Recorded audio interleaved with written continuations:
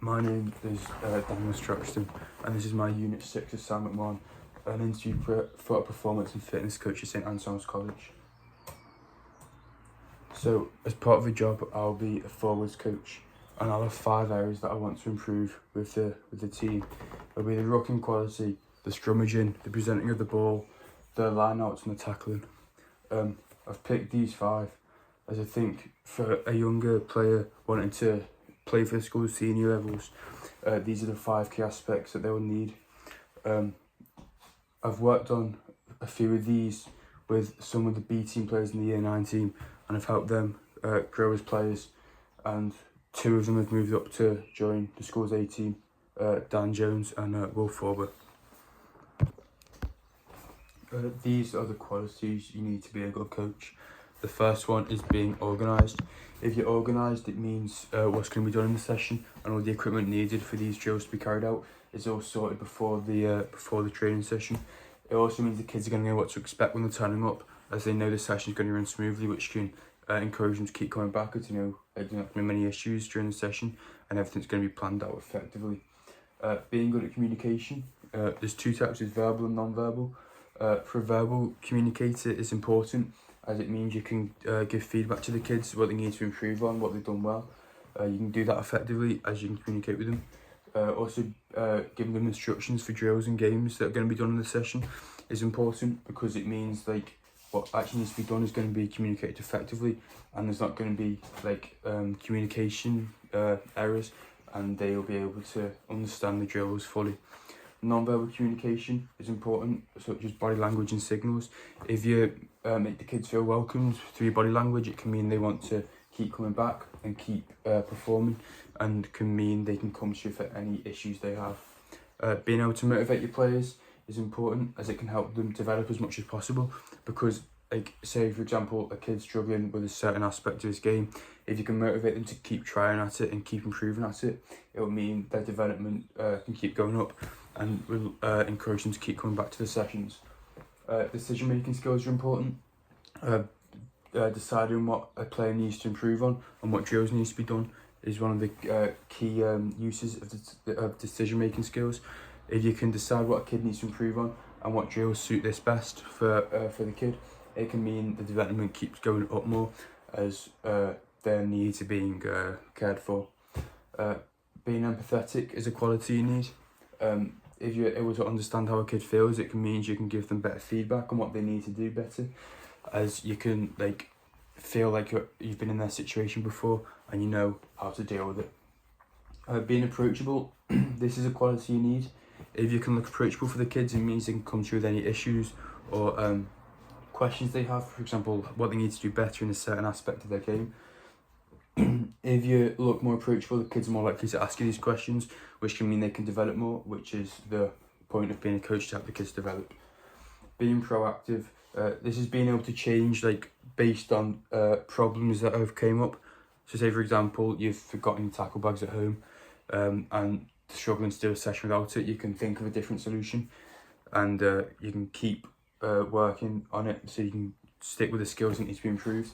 It also means you can get involved in the in the activities more and give the kids a visual demonstration of what they need to do, which can help some of them improve a lot quicker. This is the knowledge you require to be a coach. The first one is the knowledge when it comes to the characteristics of positions. Knowing the characteristics for the positions of the players you're going to be working with is important, as you'll be able to know what they need to focus on and what they need to do to improve as a player. For example, with a second row, you need to focus on stuff like power and tackling technique, which will differ a lot for a fullback who will need kicking and to be able to catch high balls and that sort of stuff. So knowing the characteristics of all the positions will help you to develop all the kids equally, as you can focus on different things with different players. The second one is having tactical knowledge. If you know tactical knowledge, it can help the kids with stuff such as moves, for example, a line-out move. If you know how to deploy them tactically, you'll know certain moves that will work for the players and can maximise their performance in these areas. The third one is technical knowledge. If a kid is struggling with the technical side of the game, for example passing or kicking, you'll know what they need to do to technically improve themselves and to keep them growing. And you'll also know how to like you'll be able to know how to teach them to perform more technical stuff, such as like 50-22s, which can help a kid's game be elevated quite a lot. The knowledge and sport and activities to challenge the kids. If you know how to challenge the kids, it'll help them to keep growing as much as possible, as they have a constant challenge on their hands. It will also help them to stop being so bored in training sessions, as they always have something on their mind and they can't just switch off when they need like a rest, because there's always something to challenge them. The last one is having anatomical knowledge to help with injuries. This is important, as if there's any small or minor injuries on the pitch. For example, a kid injures the head, you'll know short-term things on how to help them, and you might be able to diagnose some stuff on the pitch. For example, if someone breaks a finger or dislocates a bone or something, you'll be able to know what it is straight away. This slide is how a coach can promote technical and tactical and fitness performance of an athlete. The main one of this is goal setting. Short-term goals are goals that are set for, you know, 1 session to 2 weeks.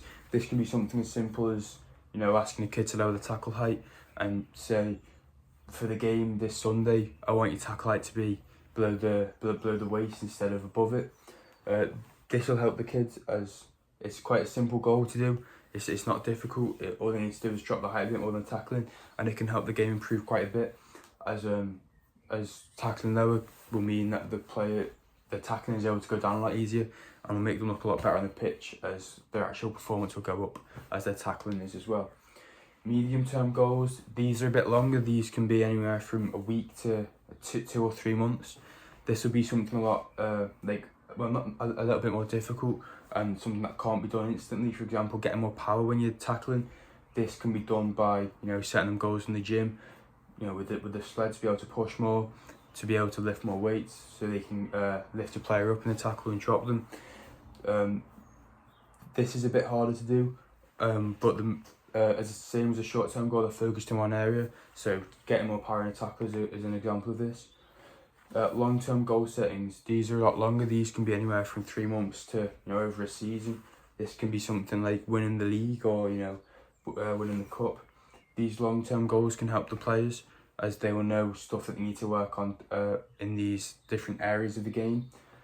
For example, if a team isn't fit enough, or, you know, their line-outs and their backs moves aren't good enough, you can say, this season I want to win the Cheshire Cup, and I believe the 2 best ways to do this is to get technically better, you know, with the moves you do, introduce some new ones to them, and also get them fitter by getting them to do fitness not only in trainings but on their own.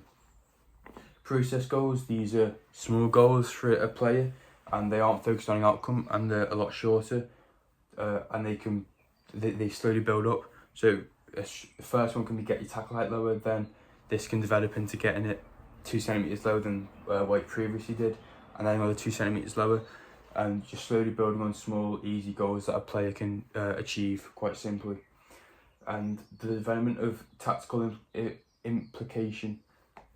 This will allow for players to settle easier into the team, as they know the job a lot quicker, and they can grow and like specialise in certain ways that they need to be deployed in the team, and can help their performance get a lot better as they settle into the team a lot quicker and start to perform well a lot quicker within the team.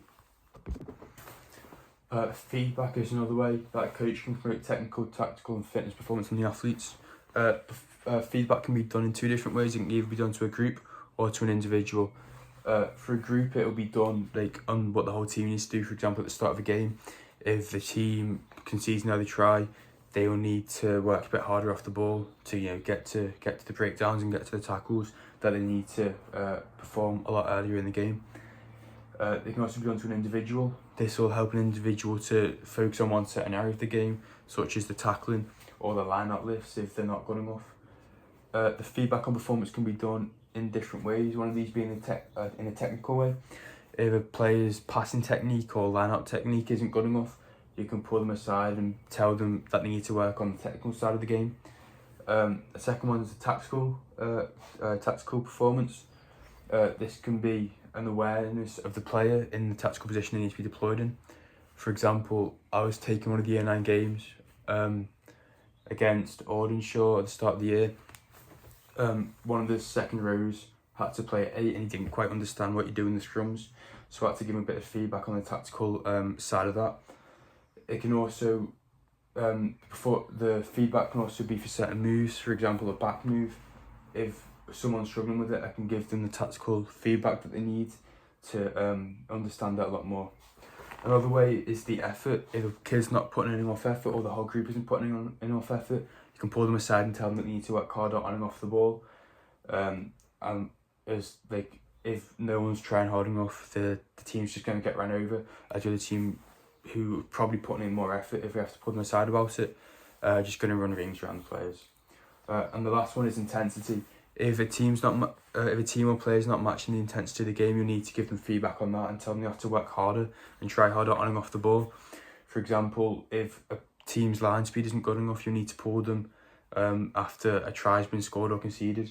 I had to do this in the Aldershot game as well, because in the first 5 or 10 minutes, the team's intensity was nowhere near what it needed to be at. So when they conceded a try under the post, I gave them a bit of feedback and told them that they need to work a lot harder on and off the ball and get around the pitch a lot quicker to be able to like tackle and keep the ball to themselves. This had a positive impact on the game, as there was a player, one of the second rows called Jack Cannon, who got 17 tackles in that game, which is quite a lot. This slide is about best practice. Best practices are sort of precautions that someone should take before applying for a job role as a teacher, and what they need to do to actually get into it. One of these is a DBS check, which is a disclosure and barring service. This basically ensures that like you've not got a criminal record, and that you can follow all the rules and all the safety regulations that like you need to have and follow to work in a school. A risk assessment. This is a chance to assess all the hazards and risks that for a kid playing a game. For example, what you would need to do if a kid breaks a neck, and if there's like a way for an ambulance to get on the pitch, and how they're going to get on and off, and if it's possible for all that to happen. Allowing equal opportunities for the kids. If you give all the kids an equal opportunity to play and train and develop, it will mean everyone will develop at a similar pace, and will keep the whole team's development quite constant, and will mean that everyone will enjoy playing as much, and will see equal development. And the fourth one is treating the kids with respect. If you treat the kids with respect, they're going to treat you a lot more with respect, and they're going to be involved in the sessions a lot more, as they feel like their opinion can be heard and what they say actually matters to you.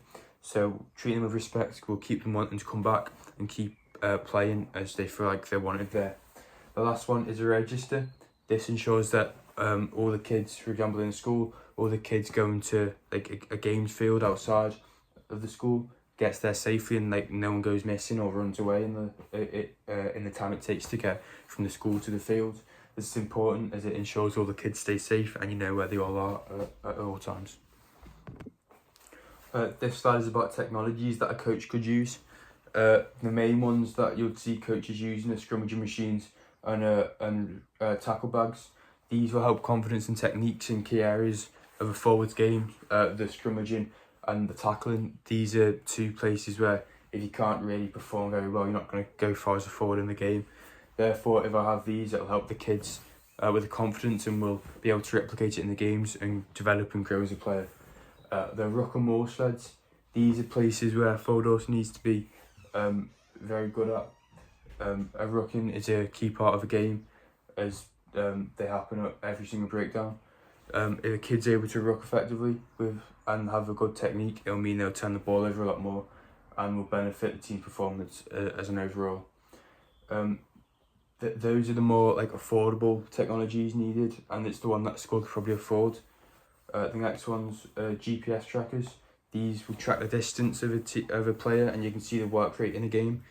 So these can be like sports bras, and they can have little trackers inside them, as they're often used with like professional footballers and stuff.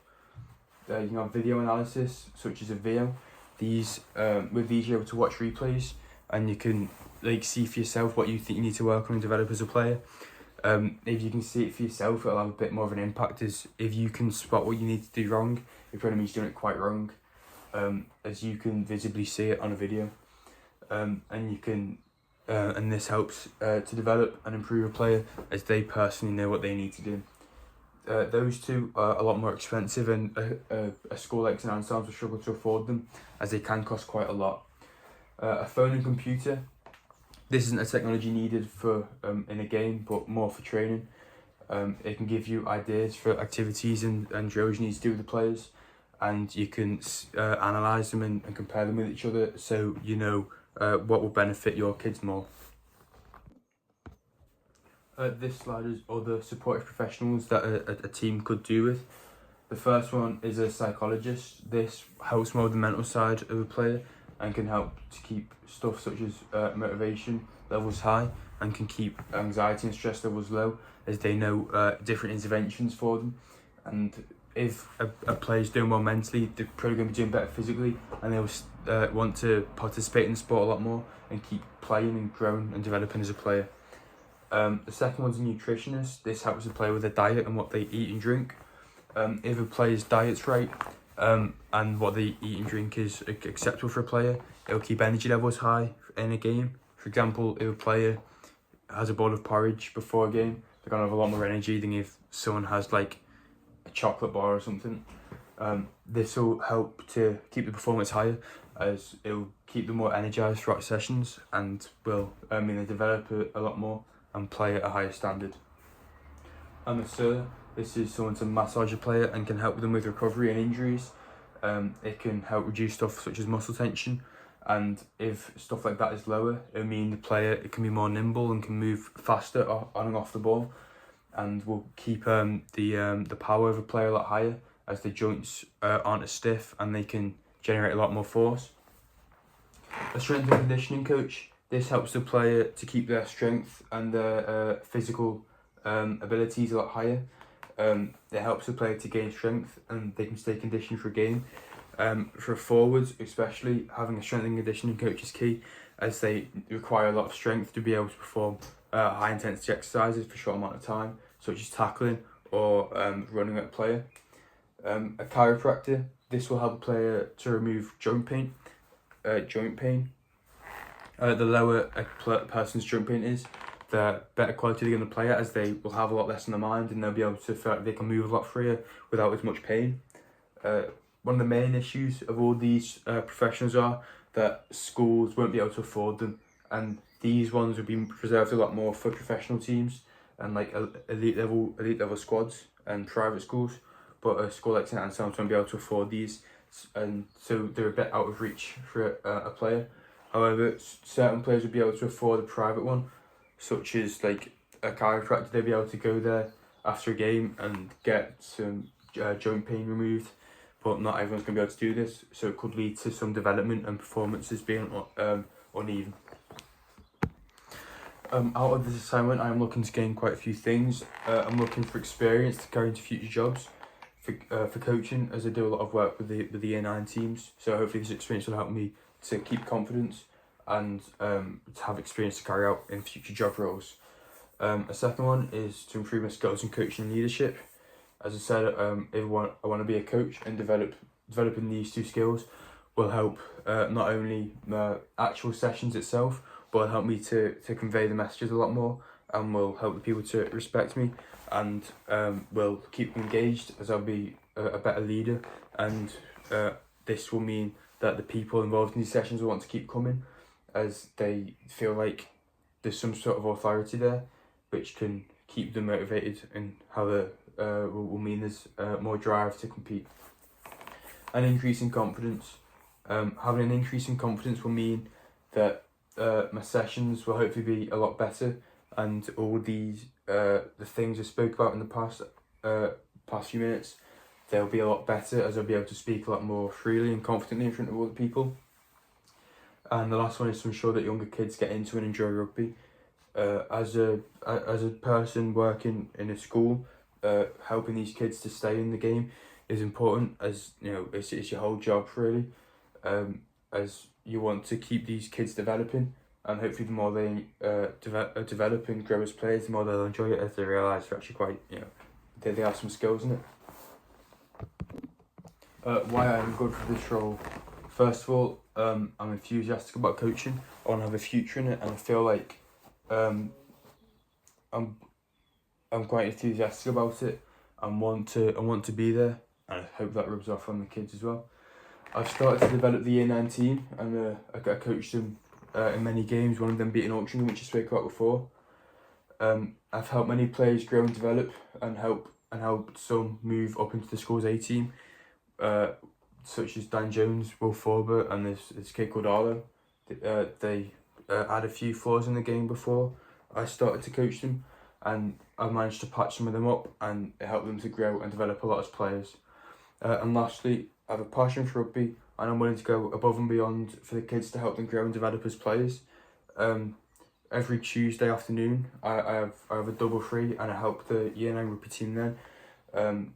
In their game session, we go down to the sports field and play about an hour and a half of rugby, and I give up a double free period for that, which shows my passion and willingness to go far for these players and help them to develop and grow as rugby players.